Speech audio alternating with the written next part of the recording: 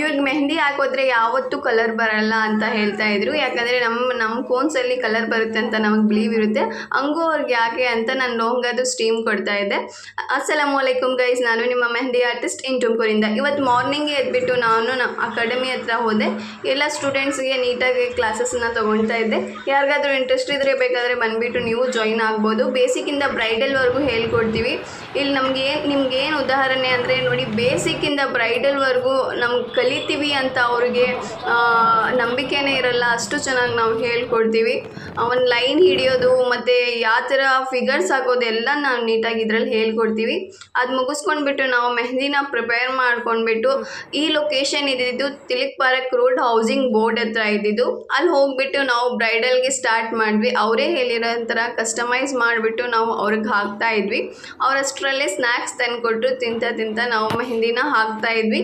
ಇಲ್ಲೇ ಅರೌಂಡ್ ಒಂದು 6 ಸೈಡರ್ಸ್ ಇದ್ದರು ಮತ್ತು ಒಂದು ಎಂಗೇಜ್ಮೆಂಟ್ದು ಇತ್ತು. ಇವ್ರಿಗೆ ಅವರೇ ಹೇಳಿರೋ ಥರ ಕಸ್ಟಮೈಸ್ ಮಾಡಿಬಿಟ್ಟು ಹಾಕ್ತಾ ಇದ್ವಿ.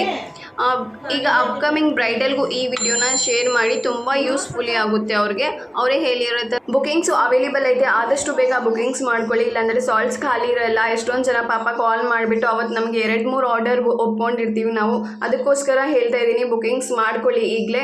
ನೋಡಿ, ಇವ್ರಿಗೆ ಕಲರ್ ಬರೋಲ್ಲ ಅಂತ ತುಂಬ ಇವರು ಇದು ಮಾಡ್ತಾಯಿದ್ರು. ಅದಕ್ಕೋಸ್ಕರ ನಾವು ಸ್ಟೀಮ್ನ ಕೊಡ್ತಾ ಇದ್ವಿ. ನೋಡಿ, ಇದು 6 ಡೇಸಿನ ಮೆಹಂದಿ ಅವ್ರು ಸೆಂಡ್ ಮಾಡಿರೋದು. ಸೆಕೆಂಡ್ ಡೇ ಅಂತೂ ತುಂಬ ಜಾಸ್ತಿ ಕಲರ್ ಬಂದಿರುತ್ತೆ ಅಂತ ತುಂಬ ಹ್ಯಾಪಿ ಇದ್ರು ಇವರು. ಈ ಥರನೇ ಅಪ್ಡೇಟಿಂಗ್ ವೀಡಿಯೋಸ್ಗೋಸ್ಕರ ನಮ್ಮ ಪೇಜ್ನ ಫಾಲೋ ಮಾಡ್ಕೊಳ್ಳಿ, ಹಾಗೆ ತುಂಬ ಸಪೋರ್ಟ್ ಕೊಡಿ.